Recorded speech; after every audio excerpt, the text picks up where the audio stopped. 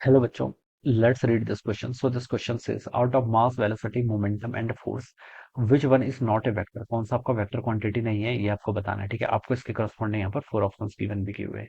तो देखिए बच्चों, इस क्वेश्चन का की कॉन्सेप्ट आप क्या लिख सकते हैं? The key concept of this question, which one is not vector. ठीक है, तो कौन सा वेक्टर नहीं है ये बताना है। ठीक है, तो चलिए हम पहले वेक्टर ही फाइंड आउट कर लेते हैं, कौन सी वेक्टर है। ठीक है, वेक्टर के अंदर, ठीक है, वेक्टर देखिए क्या होता है बच्चों। वेक्टर क्वांटिटी ऐसी क्वांटिटीज होती हैं which has both magnitude as well as direction. ठीक है, वेक्टर क्वांटिटीज के पास क्या होता है, आपका मैग्नीट्यूड भी होता है प्लस डायरेक्शन, दोनों चीजें आपकी होनी चाहिए, तभी हम किसी क्वांटिटी को बोलेंगे क्या वेक्टर। ठीक है, ये आपकी बेसिक डेफिनेशन है वेक्टर के। ठीक है, एक क्राइटेरिया और होता है वेक्टर के कि it should follow parallelogram law of vector addition. Vector law of addition को फॉलो करना चाहिए। ठीक है, बट दिस लेवल पे हम बता सकते हैं कि कोई क्वांटिटी जो ये दो कंडीशन को सेटिस्फाई कर रही है तो उसे वेक्टर बोलते हैं। सेकंड क्वांटिटी होती है देखिए आपकी स्केलर। स्केलर होती है it has magnitude only. Magnitude का मतलब होता है इसके पास सिर्फ क्या होता है, आपका एक नंबर होगा, मैग्नीट्यूड होगा। ठीक है, तो इसे हम क्या बोलेंगे, this has magnitude only, this is called scalar quantity. ठीक है, और बच्चों देखिए हमें यहाँ पर चार क्वांटिटी दे रखी है, mass, velocity, momentum, force, which one is not a vector. कौन सी वेक्टर नहीं है। ठीक है, सबसे पहले आपके मास।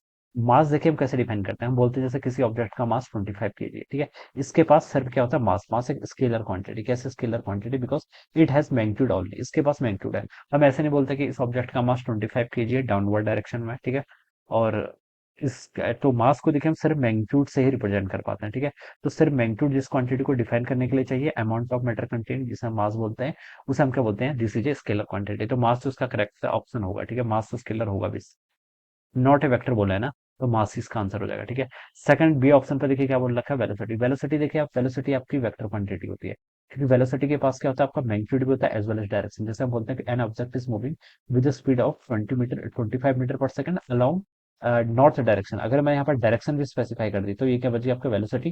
और वेलोसिटी के पास क्या होती है आपकी, magnitude as well as direction, दोनों क्वांटिटी है। ठीक है, वेलोसिटी वेक्टर क्वांटिटी, इस चीज का ध्यान रखना। मोमेंटम इज अगेन, ठीक है, मोमेंटम क्या होता है आपका, मास टाइम से वेलोसिटी होता है ना।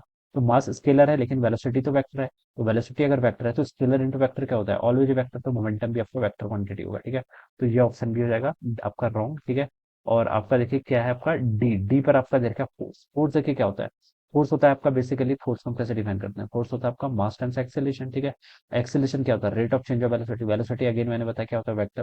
तो rate of change of velocity vector होगा। तो मास स्केलर है लेकिन एक्सेलरेशन क्या वेक्टर है। ठीक है, तो स्केलर इंटू वेक्टर अगेन ए वेक्टर क्वांटिटी। तो बच्चों फोर्स भी कहेगा आपका एक वेक्टर क्वांटिटी आ जाएगा। ठीक है, हमसे बोला था विच one is not a vector, तो आपका मास ही एक ऐसी क्वांटिटी जो वेक्टर नहीं है, यानी कि स्केलर है। तो इसका राइट आंसर क्या होना चाहिए, आपका ऑप्शन ए होना चाहिए। ठीक है, so we can say that option A will be the right answer of this question. Okay, so I hope you all understood this concept. All the best and thank you so much.